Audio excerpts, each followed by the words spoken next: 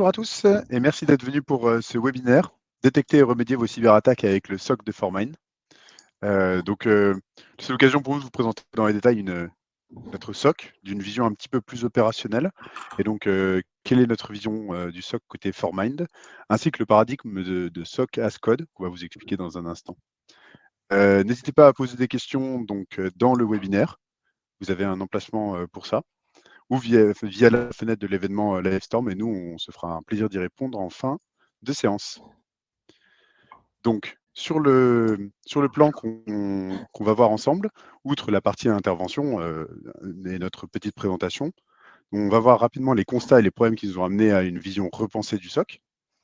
Puis ensuite, on va voir les aboutissants opérationnels, donc à un SOC de pointe avec des technos un petit peu plus de 2021. On vous expliquera en quoi ça consiste.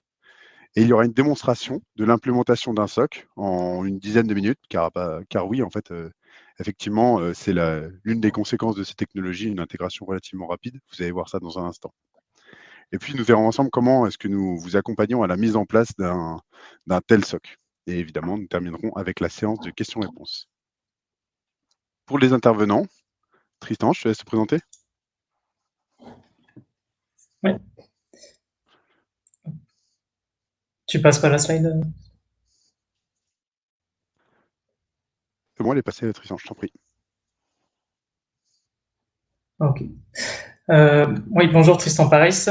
Donc, je suis consultant en sécurité et système d'information et plutôt axé sur la sécurité cloud et la sécurité opérationnelle. Ça fait environ 2 ans et demi que je travaille chez Formind et j'ai à peu près 5 ans d'expérience dans diverses entreprises, que ce soit le public, pour faire plus côté analyste, et ensuite chez Formind en tant que consultant.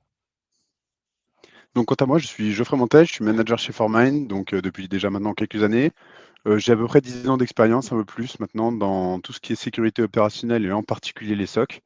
Et notamment, j'ai fait 5 ans de conseil, ce qui m'a permis à la fois de voir le monde plus du MSSP et à la fois plutôt le monde des clients pour apporter notamment ma contribution à ce projet du SOC Formind.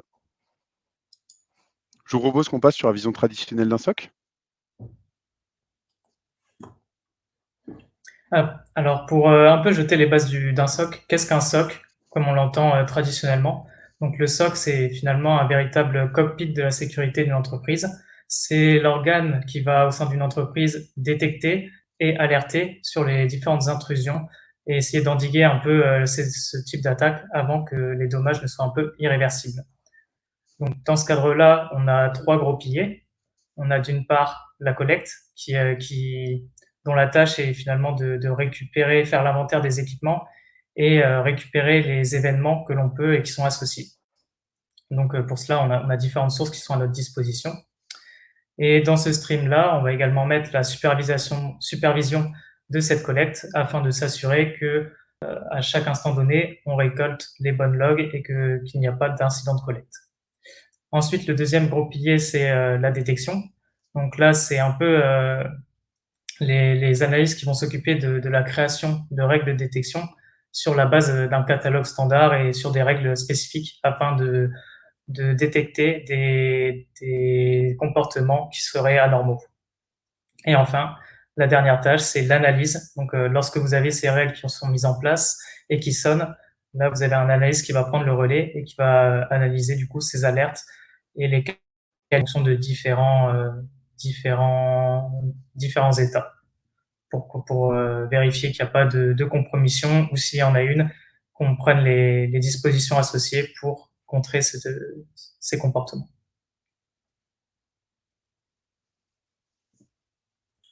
Ensuite, le SOC traditionnel, finalement, c'est quelque chose, lorsqu'on essaye de le mettre en place dans son entreprise, on se rend compte que ça devient vite une boîte noire qui peut être très coûteuse et peu flexible. Donc, que ce soit par le choix des technologies ou par justement le fait que les technologies ne font qu'évoluer au cours du temps et qu'on a du mal un peu à garder l'allure à côté de ces changements-là.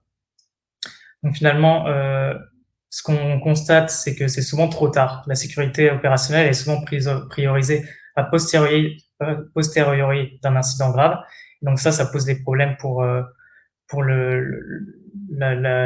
l'implémentation d'un SOC. Aussi, le SOC, c'est quelque chose, c'est un organe si on veut mettre en place au sein d'une entreprise, ça coûte cher, que ce soit en termes de ressources, en termes d'argent, en termes d'investissement, et c'est aussi quelque chose de très long et de très complexe. Et enfin, aussi, au niveau du court terme, les prestataires SOC gardent leur propriété intellectuelle sans faire progresser la maturité de leurs clients. Lorsque vous allez mettre en place un SOC avec un partenaire, la plupart du temps, ça va être un SOC qui va être vraiment très fermé. Vous n'allez pas vraiment savoir ce qui va se passer dedans, et vous aurez juste un peu des KPI pour vous rassurer de temps à autre. C'est un peu le souci qu'on voit dans la vision du SOC traditionnel. Et c'est sur ces différents points qu'on essaye de se positionner pour faire changer un peu cette vision-là.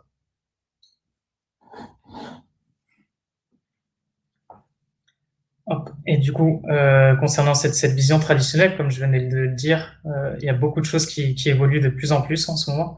On voit qu'on a de plus en plus d'alertes. Donc ça, c'est dû à différentes choses. On a d'abord l'augmentation du nombre de sources disponibles. Par exemple, si aujourd'hui vous avez un peu votre SI on-premise et que vous partez dans le cloud, tout de suite vous avez une dizaine de sources en plus et une dizaine de types d'alertes en plus finalement. Et cette augmentation du nombre de sources va entraîner bien évidemment une augmentation du nombre d'alertes et qui va entraîner finalement une fatigue des analystes parce que les analystes ne pourront pas garder l'allure face à cette augmentation exponentielle du nombre d'alertes. Ensuite, le deuxième pilier que l'on voit qui impacte de plus en plus la vision traditionnelle d'un SOC et qui nous amène à repenser cette vision, c'est la sophistication. Donc, on constate que les attaques, elles sont de plus en plus sophistiquées et aussi en termes de volume, elles ne cessent d'augmenter. Et aussi, l'outillage devient de plus en plus complexe et diversifié. Donc maintenant, avant on parlait juste de CM SOC. Ensuite, maintenant, on va vous parler de CM Next Gen, de SOAR, de DR, d'XDR. Et dans tout cet écosystème-là, c'est de plus en plus compliqué de s'y retrouver. Et enfin, le dernier pilier qui est un peu lié à la dynamique du marché en ce moment, c'est la rétention des compétences. Donc le marché actuel, il ne permet pas aux entreprises d'engager les talents nécessaires au bon fonctionnement d'un SOC. On a une vraie pression sur le marché du travail en termes de talent en cybersécurité et d'autant plus dans le type dans le type de cybersécurité opérationnelle. Et du coup, l'augmentation du nombre d'alertes ne peut évidemment pas être corrélée à celle d'une augmentation du nombre des analystes. Et donc, fort de ces constats-là et de notre ADN conseil, donc nous, on a essayé on a fait des choix pour relever ces défis. Donc, limiter le nombre de faux positifs, accélérer l'intégration, automatiser la réponse et profiter en temps réel à tous nos clients des améliorations grâce à notre outil SOC as Code que l'on vous présentera juste après. Merci Tristan. Donc maintenant, on va passer un petit peu sur la description de notre service, les avantages du SOC nouvelle génération de Formine. Et on vous expliquera pourquoi nouvelle génération. L'idée, c'est de se dire d'où vient-on? D'où vient-on côté Formine? Nous sommes une société au départ de conseil, et donc on a toujours eu une approche analytique, fonctionnelle de notre ADN fonctionnel, risk manager. On a une approche qui est radicalement différente de la sécurité opérationnelle dans la mesure où en fait, on a d'abord commencé par accompagner les besoins des clients en amont, fonctionnellement, avant de vouloir appliquer ce modèle de service assez particulier qu'est le SOC. Donc ça nous permet, cette approche conseil, d'appréhender au mieux des défis organisationnels du SOC. Parce que le SOC n'est pas seulement un outil technologique, c'est pas seulement un SIEM, un corrélateur qui va venir produire des alertes et qu'il va falloir traiter de votre côté. Et ça, on va vous l'expliquer dans un instant. Donc, ce qu'il faut bien savoir, c'est que chez Formine, notre SOC, c'est d'abord une communauté de gens qui ont du coup intervenu en sécurité opérationnelle auprès des grands clients ou de petits clients. C'est aussi la raison pour laquelle ce SOC a une couleur particulière et peut s'adresser à la fois à des grands groupes qui peuvent même être du CAC 40, mais aussi des petites ETI d'une poignée de plusieurs centaines de personnes seulement. Et le but du jeu, là, c'est d'avoir une unité qui soit efficace et suffisamment fonctionnelle pour alléger du temps à l'entreprise en question. Donc nous, on a su prendre le tournant. Il faut savoir que le SOC de Formine est relativement jeune, mais nous, on le voit vraiment comme une chance dans la mesure où, en fait, on a réussi aussi à prendre des choix et un état de l'art technologique que d'autres ne peuvent pas se permettre à cause de leur dette technique.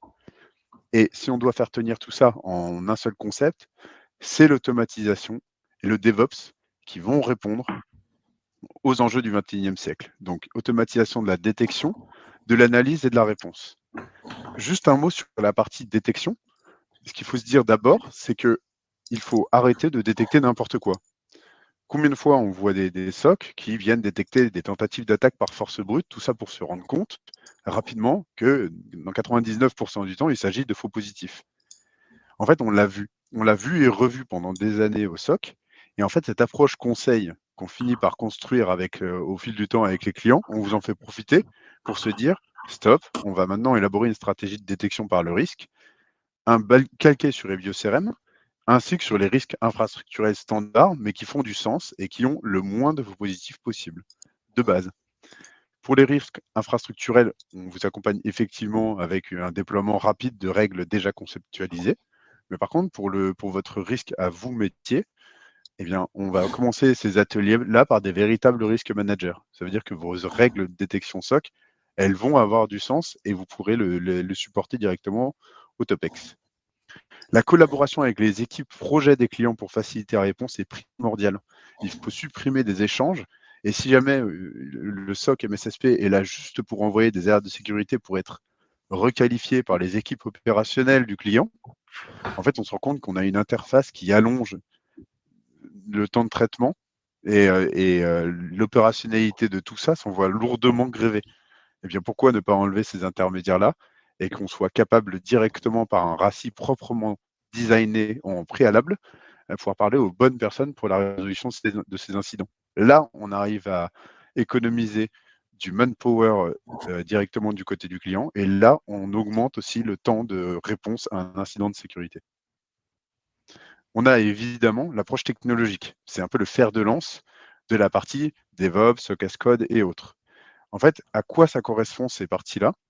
Ça correspond à tout un concept qui tourne autour de l'approche SRE, donc Site Reliability Engineering, appliquée à la détection, à l'analyse et la réponse.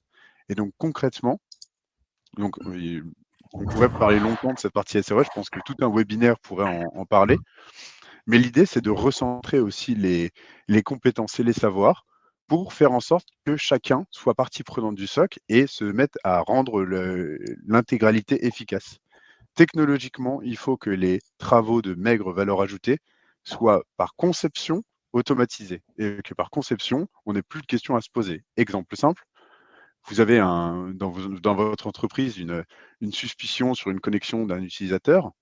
Il ne faut plus que ça passe par les cases d'un support à niveau 1 qui vient faire l'assessment que en fait, le CIEM avait déjà fait avant lui, cliquer sur 3 boutons et alourdir de 30 minutes le temps de réaction. Tout ça pour vous demander une validation. En fait, toute cette chaîne peut être faite de manière automatique.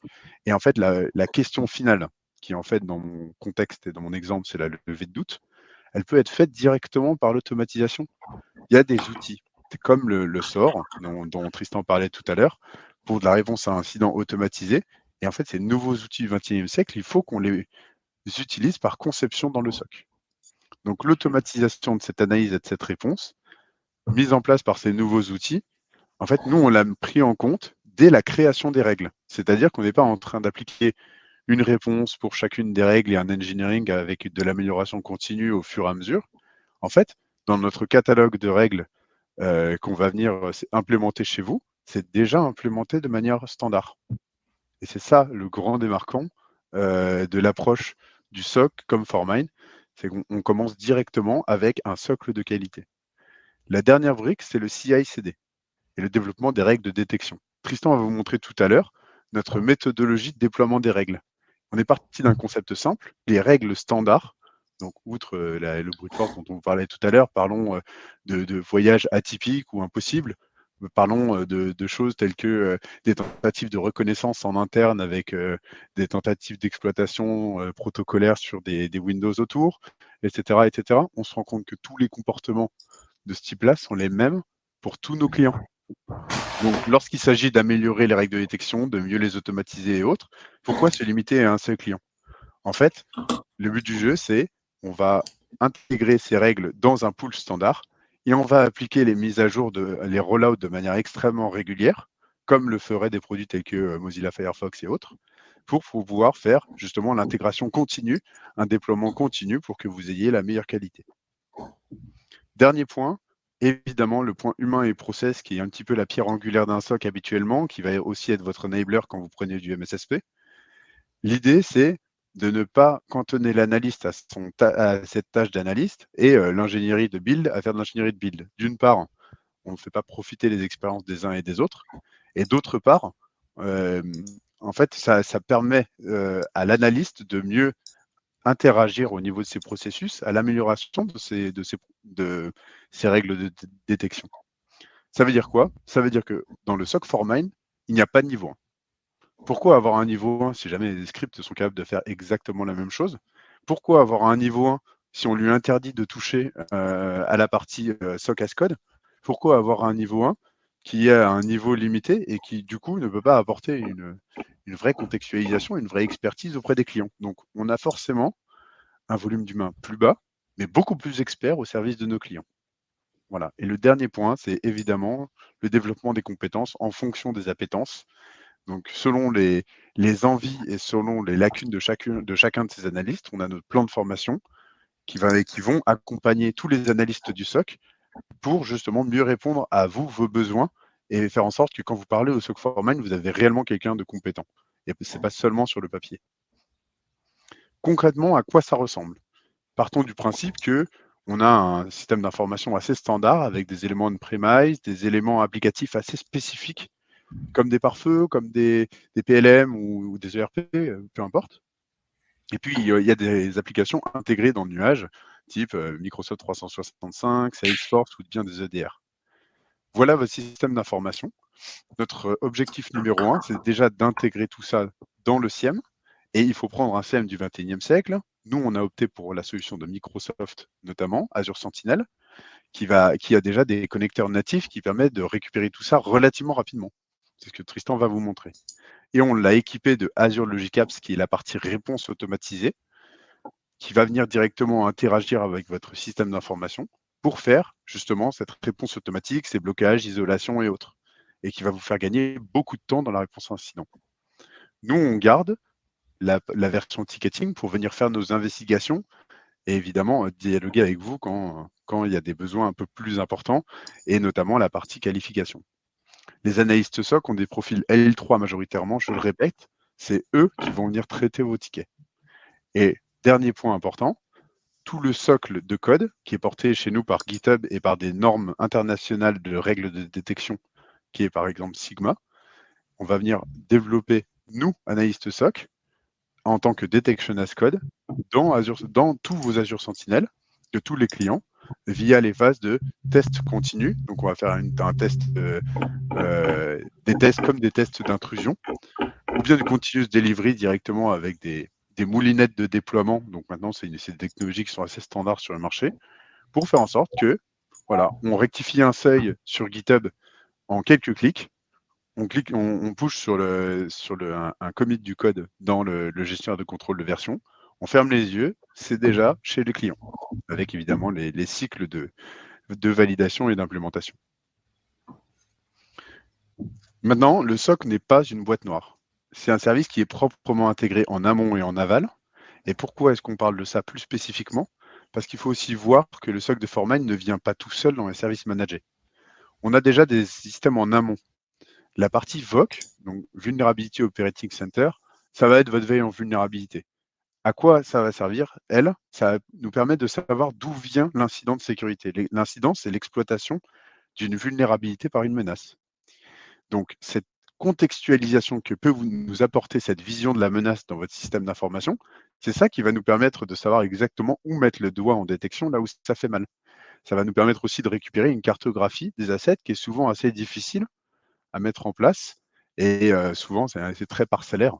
Donc en fait, le SOC et le VOC vont travailler de concert pour se dire tiens, l'IP 192.168.1.2 fait quelque chose d'étrange.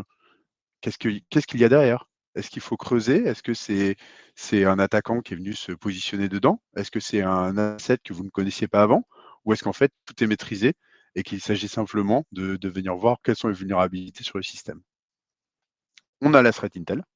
La threat intel donc, veille sur les menaces et ça nous permet de contextualiser l'incident aussi, mais en externe et vous faire regarder le risque que vous encourez sur votre entreprise. On a des partenariats avec Microsoft, notamment le MSTIC, pour avoir des dernières détections qui sont proprement contextualisées et qui correspondent à la réalité de la menace. On prend des nouveaux attaquants, des Ragnarloker, des Logbit, etc. Quelle détection a-t-on besoin? Quelles sont les techniques qu'ils utilisent? Comment les implémenter? On s'aide de la threat intel. Dernier point, c'est plutôt en aval de l'incident de sécurité. S'il se trouve que l'incident s'avère particulièrement grave, on parle d'incident majeur, voire de crise, on peut faire appel à notre force d'intervention rapide, qui est en fait notre force de réponse à incident ou certes dans d'autres vocabulaires. La FIR va aussi nous donner les retours d'expérience qui va nous permettre aussi d'accroître la détection par rapport à ce qu'eux, ils ont réellement pu voir. Et enfin, la FIR peut vous aider, vous, en termes de posture en réponse à incident. Tout simplement parce que quand le SOC vous envoie des incidents de sécurité, ça ne sert à rien de lever le drapeau rouge immédiatement en se disant comment faire? Nous ne savons pas gérer, nous sommes obligés d'escalader. Donc la FIR, accompagnée du SOC évidemment, va vous permettre de mieux qualifier, de mieux répondre en interne à un incident qui semble se propager, qui semble à première vue hors de contrôle. En fait, ces réponses à incidents peuvent particulièrement bien être faites à un premier niveau par vos équipes opérationnelles. Voilà, je vous propose de passer à la démonstration avec toi, Tristan, si je t'invite à reprendre la main si tu peux.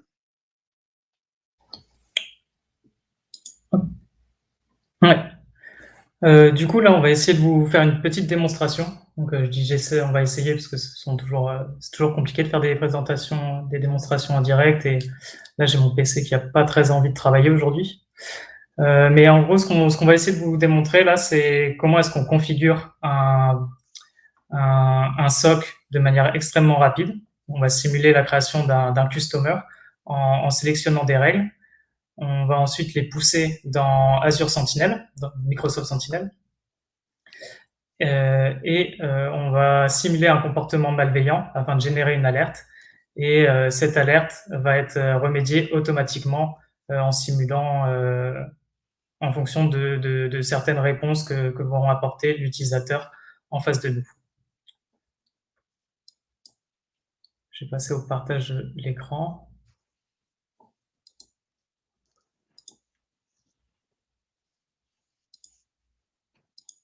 Je t'indique quand on voit ton écran, Tristan. Merci.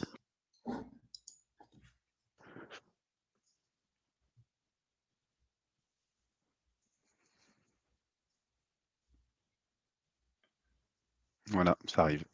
Je coupe mon partage Ça arrive. et je t'en prie. Allez, je vois. Donc là, on se situe dans notre Microsoft Sentinel. Comme vous voyez, il est vide. Donc il y a 3 active roles, mais ce sont juste des règles qui sont embarquées par défaut lorsque vous connectez des data connectors. Donc juste pour être totalement franc avec vous, ce qu'on a juste fait avant, c'est de connecter les data connectors, vu que ça peut mettre entre 10 à plus d'une journée avant que les événements ne streament dans le Log Analytic Workspace, qui est finalement le SIEM sur lequel est basé Microsoft Sentinel. Donc là, on a un Microsoft Sentinel qui est à peu près vide. Il n'y a aucune alerte dedans, aucune alerte de détection qui n'est configurée. Nous, de notre côté, on a finalement un fichier de configuration pour chacun de nos clients. Et dedans, on va spécifier donc en haut des petites données pour sécuriser la connexion. Et ensuite, on va juste spécifier des règles de détection que l'on va embarquer pour chacun des customers. Donc là, vous voyez qu'il est vide, il n'y a aucune règle. C'est pour ça que vous n'en voyez aucune dans le Microsoft Sentinel. Ça, donc juste pour faciliter, ce sont nos règles qui sont juste en dessous. Là, je vais vous montrer un exemple juste après. J'ai juste à sauvegarder.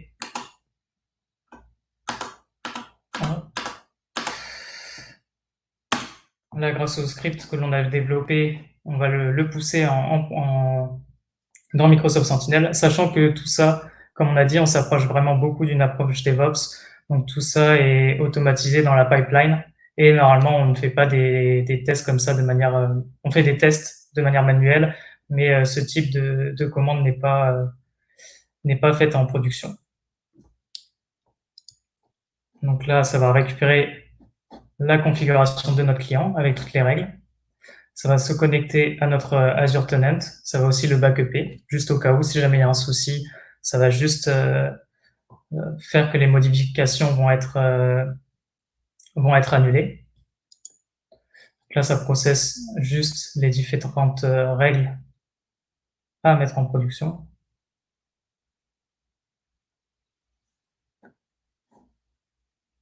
Normalement, ça prend pas trop de temps, cette partie-là.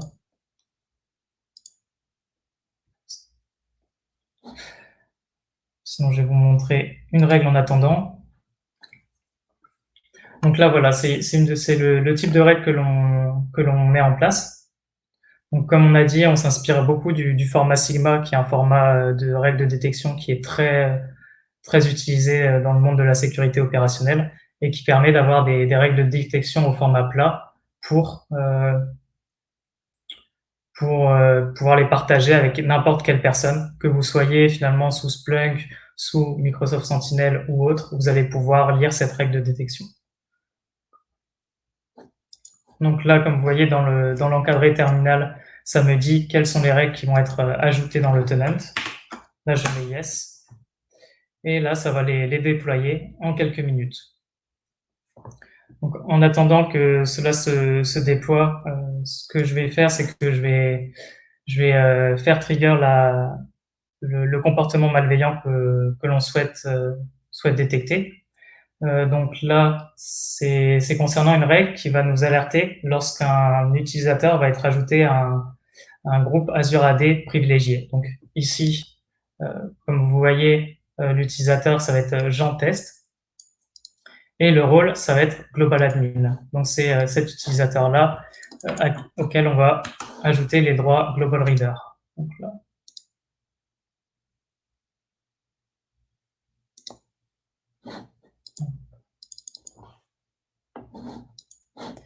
quelques petits problèmes avec mon PowerShell.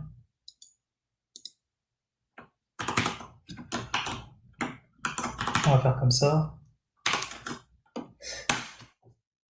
Donc voilà, cet utilisateur-là, on vient de lui attribuer les droits de Global Reader. Et donc lorsque nos règles vont être poussées dans le Microsoft Sentinel, ce qui ne devrait pas tarder, la règle de détection, donc c'est celle-ci, User ID to Azure Active Directory Privilege Group, va être trigger et on va recevoir une alerte.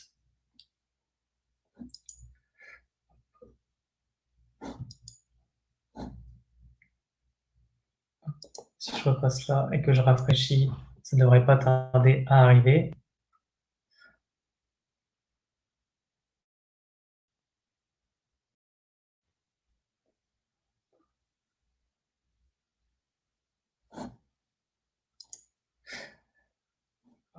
Donc là, on voit deployment SOC as code avec un numéro. Toutes les règles ont été mises à jour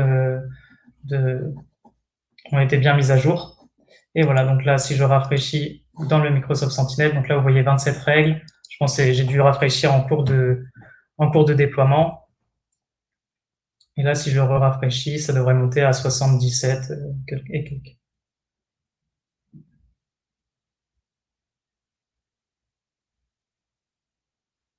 Et voilà, du coup, en quelques minutes, on vous a montré qu'on pouvait déployer plus de 70 règles en quelques instants, rien qu'avec un fichier de configuration. Et donc maintenant, on va passer à l'aspect incident, parce que notre incident ne va pas tarder à être à trigger. Donc, comme vous voyez, mon PC est extrêmement lent. Je suis vraiment désolé pour ça. J'aurais voulu montrer un peu plus de choses, mais étant donné qu'on a 20 secondes pour afficher une page, c'est un peu plus compliqué.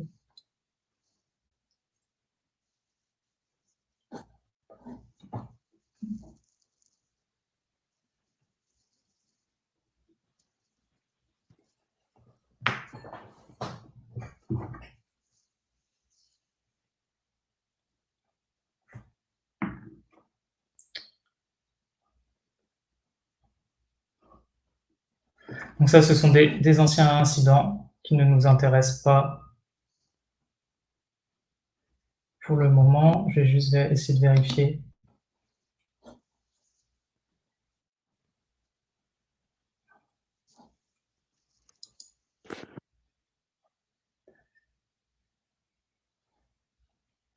Sinon, en attendant, je peux vous montrer le Logicap, qui va un peu être ce qui va nous automatiser la réponse. Ça sera éventuellement bien si l'alerte ne se déclenche finalement pas.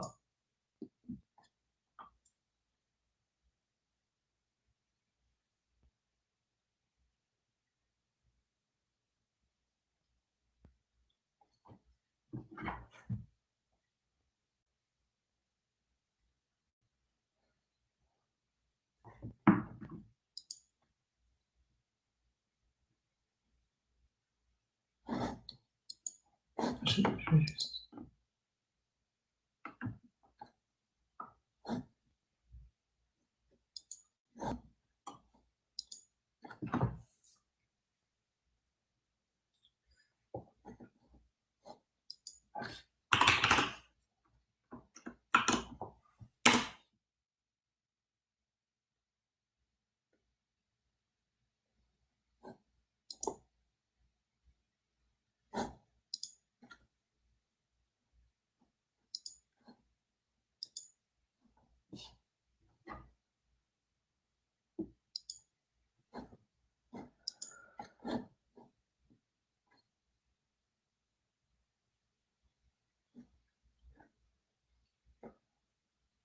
Donc voilà, ceux qui ne connaissent pas Logicapps, c'est un système de if this then that qui va vous permettre de faire des petites actions en connectant plusieurs plateformes en même temps.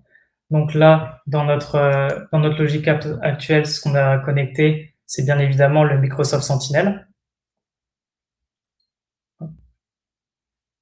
Et lorsque un nouvel incident va être généré dans Microsoft Sentinel, ce Logicapps va être déclenché pour vérifier plusieurs conditions.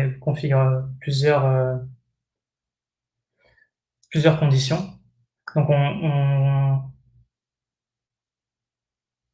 ce Logicapps va envoyer automatiquement un mail à la balle de sécurité du client pour lui demander si cet ajout de groupe à cet utilisateur est légitime. Et donc le client va recevoir un mail avec deux boutons, Approve or Reject. Et s'il approuve, ça veut dire que ceci est légitime et que l'incident peut être automatiquement fermé en Suspicious but Expected. Voilà. Ça, c'est ce type de Logicapps qui va envoyer un mail. Donc là, je me le suis envoyé à moi pour la démonstration. Et ensuite, ça envoie si c'est approuvé ou pas. Et si c'est approuvé, ça va ajouter un commentaire à l'incident et clore l'incident. Et si ça ne va pas être ajouté, si le correspondant sécurité nous dit que c'est pas légitime, dans ce cas-là, on va ajouter un commentaire à l'incident. Et ensuite, si jamais le client décide que l'on fasse la phase un peu de containment, on va directement désactiver le compte de l'utilisateur. Donc là, je pense que la démonstration tombe un peu à l'eau parce que l'incident ne semble pas s'être envoyé. Ah si. Donc là, on voit l'incident. Il n'y a pas de commentaire. Normalement, je devrais recevoir un mail dans les futures secondes.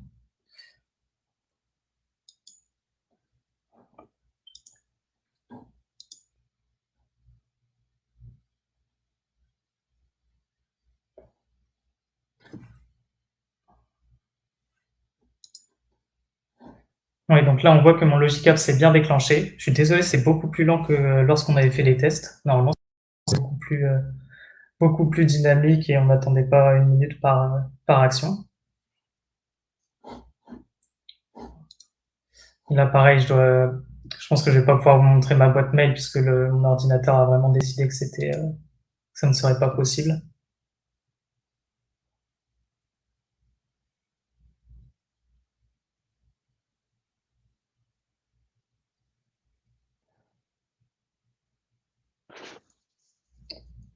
Hop. Donc moi j'ai reçu un mail sur ma boîte mail. Je suis désolé, je vais pas pouvoir vous le montrer parce que je suis sur mon téléphone à côté. Donc là, je vais juste approuver la connexion, dire oui, c'est normal, c'est légitime.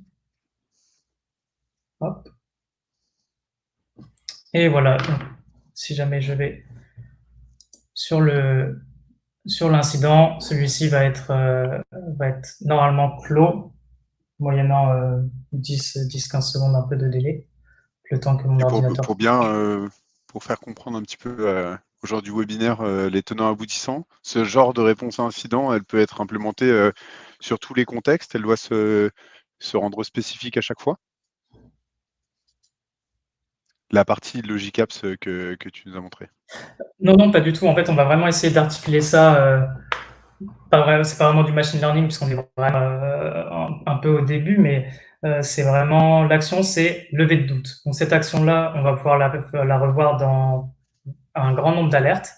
Et du coup, dans un grand nombre d'alertes, on va dire déclenche ce logic apps. Et donc, euh, non, c'est vraiment quelque chose qu'on va essayer d'implémenter pour un grand nombre, pour essayer d'automatiser au maximum. Donc là, par exemple, si j'avais été un analyste niveau 1 d'un SOC traditionnel, ce que j'aurais dû faire, c'est envoyer un message au correspondant sécurité pour lui dire est-ce que cette action est légitime ou pas, pour que lui me réponde non, c'est pas oui, c'est légitime, et que je puisse ajouter un commentaire, donc là vous voyez, et fermer l'incident. Donc, euh, là, je sais pas pourquoi ça a mis le mauvais.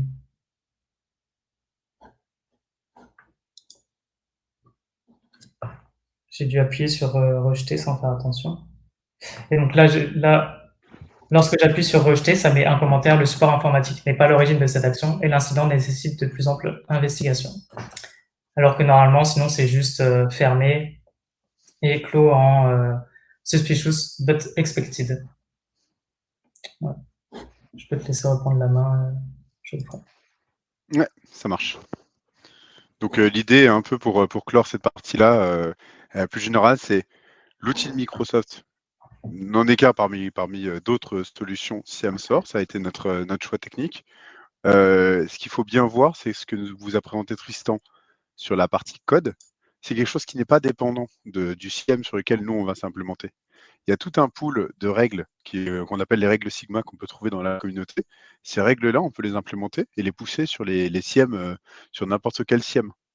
Donc, l'idée, c'est de rester le plus agnostique possible en se disant, bah, demain, même pour un client X ou un client Y, si jamais ils n'ont pas les mêmes systèmes de réponse à incident, bah, nous, modulo simplement les connecteurs et les interactions, on peut sans problème venir sur un existant, sur existant du client, donc reprendre un environnement SOC ou bien le téléopérer avec nos règles. Et donc de la même manière, en fait, les 70 règles qu'a présenté Tristan, nous on a un catalogue encore plus important, eh ben, elles peuvent venir s'intégrer uniquement avec le script qui vous a montré. Voilà, j'espère que vous voyez mon écran. C'est bon, Tristan? Oui, c'est bon. Nickel. Bon, on passe rapidement sur la partie accompagnement proposé. Je ne veux pas forcément assommer un petit peu. Je pense que la partie technique était, je pense qu'elle a été assez parlante. Je voudrais juste faire un petit focus sur comment est-ce qu'on met en place ce type de solution. En fait, c'est assez commun, mais je voudrais quand même faire un point particulier sur la notion de design. La notion de design, qui est toujours la notion par laquelle on commence. Nous, chez Formane, on est persuadé que c'est l'élément qui va être déterminant pour la valeur du SOC. C'est-à-dire que, comme je vous disais tout à l'heure, implémenter des règles pour implémenter des règles, c'est joli et ça fait des camemberts, mais ça ne résout pas vos problématiques de sécurité. Donc, le design avec la cartographie d'assets, la stratégie de détection, c'est-à-dire qu'est-ce qu'on journalise, comment on le journalise et quels sont les événements redoutés qu'on va venir superviser dans le SIEM. et l'architecture du SOC qu'on va venir mettre en place avec vous au préalable, eh ben, c'est quelque chose sur lequel nous, on est experts, puisque pour le coup, c'est vraiment une phase très consulting en amont.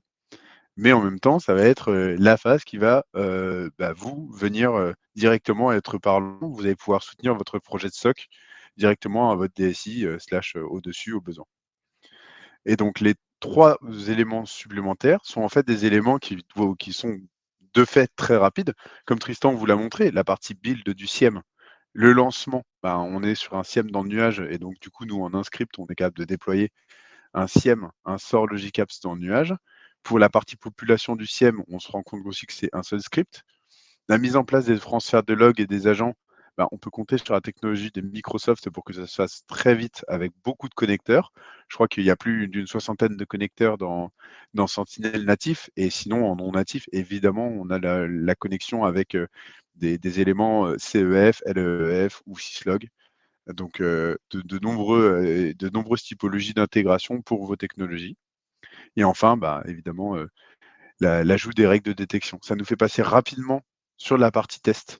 Et ce qu'il faut bien comprendre, c'est que la partie vérification de l'aptitude au bon fonctionnement, entendre recette des règles, déjà, elle doit se faire de qualité, c'est-à-dire le plus fonctionnellement possible, c'est-à-dire en simulant un maximum d'attaques.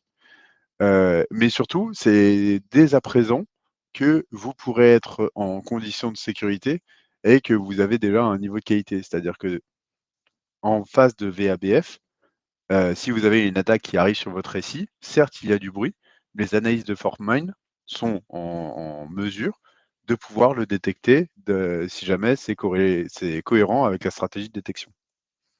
Et petit point sur la partie recette fonctionnelle, comme on est en maîtrise complète de tous nos scénarios de détection qu'on va venir pousser sur le SIEM et qu'on les a beaucoup travaillés avec tous nos autres clients, on a déjà des scripts de simulation d'attaque qui sont tout prêts.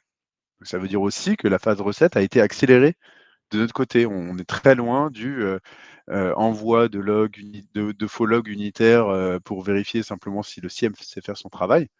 Là, on est sur une machine Windows qui est sous supervision. On envoie, on se connecte dessus et on crée des comportements malfaisants. On ajoute des utilisateurs comme Tristan l'a montré, etc. Tout ça, c'est déjà majoritairement scripté et c'est ça qui va encore accélérer. Et enfin, après la validation de la recette, on passe en validation du service régulier. Et donc là, c'est plus standard, c'est un service de SOC qui est déjà opérationnel pour vous. Ça ne va pas vous donner une valeur finale. Notamment, il faut la réduction du bruit, que ce soit du bruit sur votre système d'information à vous, donc avec des administrateurs ou des mauvaises pratiques et des choses comme ça, mais aussi un peu de bruit sur le SIEM s'il faut fine-tuner des règles spécifiques. Et là, j'attire votre attention sur un point important, c'est le fait qu'on soit qu'à 1 mois depuis le lancement du projet de SOC. Et ça, vous ne le verrez pas dans d'autres SOC, c'est sûr. Notre tour d'expérience, c'est que pour des SOC, on va dire de grosse taille, type entreprise SPF 120, on est sur des projets qui sont censés mettre 7 ou 8 mois et qui en fait au bout d'un an et demi sont pas terminés. Enfin, je dis ça vraiment d'expérience malheureusement. On voit très bien que les projets shift. Et nous, ce qu'on veut, c'est garder cette approche, la valeur la plus rapide possible, un petit peu dans le même paradigme que l'agilité, c'est-à-dire commençons petit, commençons bien, commençons avec la valeur. Et ça fait qu'au bout d'un mois, on est déjà en train de parler d'alertes qui arrivent chez vous avec un processus déjà mis en place. Et enfin, il y a la phase de run. On peut se dire qu'on peut rester en phase de VSR pendant 2 mois. C'est quelque chose qui est paramétrable pour le client. Et donc là, la phase de run, qualification et plan d'action, et surtout la partie amélioration continue. Je pense que c'est notre pierre angulaire aussi sur la partie run. Le fait de se dire quand on a un faux positif, comme nous sommes facturés au vrai positif, hem, chaque faux positif est une perte de temps pour nous. Donc, l'idée derrière tout ça, c'est pour chacun des faux positifs, il y a un changement dans votre stratégie à faire et normalement ces alertes-là ne réapparaîtront plus dans votre système d'information. Et donc, au fur et à mesure, vous commencez par beaucoup d'alertes et ça descend jusqu'à ce que ce soit le moins verbeux possible. Vous avez que quelques alertes par jour. Et voilà. Et donc, à la fin, T0 plus 3 mois, un service déjà fonctionnel. Donc pensez-y au moment où vous devez formaliser le projet auprès de votre DSI. Souvent, on a tendance à évaluer les projets SOC énormément, mais ça, c'est sans compter les nouvelles technologies. Voilà, j'espère que ce webinaire a été éclairant pour vous, notamment sur la partie service du SOC. Je vous propose qu'on passe à la phase de questions-réponses. Il y en a eu dans le chat, on va les regarder très rapidement avec Tristan. Mais voilà, on vous laisse aussi les petits éléments clés résumés. Et donc après, eh ben, allez-y. Je vous invite aussi à poser des questions additionnelles comme vous le souhaitez. Alors, donc on a une question qui a été posée. Sait-on répondre aux environnements existants, par exemple des environnements type Splunk? Tristan, je ne sais pas si tu veux prendre la question. Ouais. Oui, du coup, comme on l'a dit, étant donné que toute notre détection est basée sur du format Sigma ASCODE et que ce format vise vraiment à être compatible avec l'ensemble des SIEM, on est totalement compatible avec des environnements type Splunk. Il n'y a aucun souci avec ça. Voilà, et d'ailleurs, on faisait mention là dans la question de Splunk plus particulièrement, on peut élargir. Enfin, on peut dire Splunk, ArcSight, Logpoint, Ouais. ELK évidemment, un petit point sur la partie et la pile élastique a déjà été testée. Il y a une preuve de concept SOC as Code qui a déjà été menée chez Formind. Donc actuellement, dès à présent, on peut déjà intégrer des alertes Sigma dans Elastic. Donc vous avez un socle Elasticsearch prêt à l'emploi. Nous, on a un bouton à appuyer. Voilà. Il y a une autre question. Comment auditez-vous vos règles? Comment auditez-vous vos règles? Je vais peut-être la prendre, celle-là. Comment auditez-vous vos règles? J'en ai parlé un petit peu tout à l'heure. Je pense qu'on peut aller un peu plus en détail. L'idée, c'est comme on a un corpus de règles qui est au format Sigma, il est fait pour être audité. C'est-à-dire que il y a déjà de nombreux outils qui viennent avec Sigma en entrée et qui viennent outputter des résultats d'audit. Par exemple, la conformité à la mitre-attaque. Donc, en fait, on va se retrouver avec. Donc, c'est quelque chose qu'on présente fréquemment en pilotage à nos clients SOC. C'est toute une cartographie de la mitre-attaque en regardant quel est le degré de couverture de l'intégralité de nos critères de détection. Donc, par rapport à la matrice de la mitre-attaque. Donc voilà, on est sur l'ensemble des tactiques et des techniques. On regarde aussi la couverture par rapport aux EDR. Et après, il y a une autre critère d'audit, évidemment, c'est le critère dont je parlais tout à l'heure sur est-ce que la règle fonctionne bien. En fait, on est parti d'un constat un peu important avec les gens de Formine, c'était qu'il n'y a pas réellement d'historisation et de contrôle sur la qualité des règles pendant leur cycle de vie. C'est-à-dire que concrètement, il y a une règle qui marche bien, il y a un analyste qui croit bien faire en rajoutant une condition. Ça fait que la règle ne marche plus et personne ne sait qu'elle ne fonctionne plus. Et donc en fait, ça, c'était quelque chose qui était vraiment dur. Et c'est pour ça qu'on a mis en place chez Formind des outils, alors type BAS, Breach and Attack Simulation, qui vont nous permettre d'auditer nos règles pour vérifier si elles sont encore conformes si jamais on fait une attaque informatique qui correspond aux critères de détection. Donc on a ces deux, on a l'audit un petit peu pilotage et on a l'audit technique.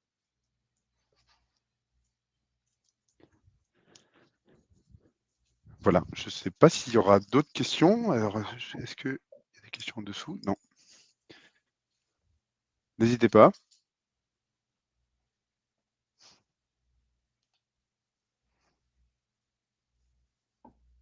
Sinon, je pense qu'on pourra faire passer on va pouvoir passer bientôt à la fin du webinaire. N'hésitez pas, hein, sentez-vous libre. Allez, je vous en prie, de toute façon, nous sommes encore disponibles pour en discuter comme vous souhaitez. Si vous avez des questions additionnelles, vous pouvez les ajouter dans ce webinaire. Vous pouvez aussi prendre contact avec nous par directement sur formine.fr ou bien soit Tristan, soit moi, si vous avez des questions un peu plus technico-opérationnelles, on sera une joie d'y répondre. En tout cas, merci beaucoup d'avoir suivi ce webinaire et au plaisir de rediscuter avec vous de projets et de sujets SOC à loisir. N'hésitez pas et faites référence aussi de ce webinaire si vous avez des questions complémentaires. N'hésitez pas. Merci beaucoup et à très Merci à bientôt. tous. Bonne journée. Au revoir.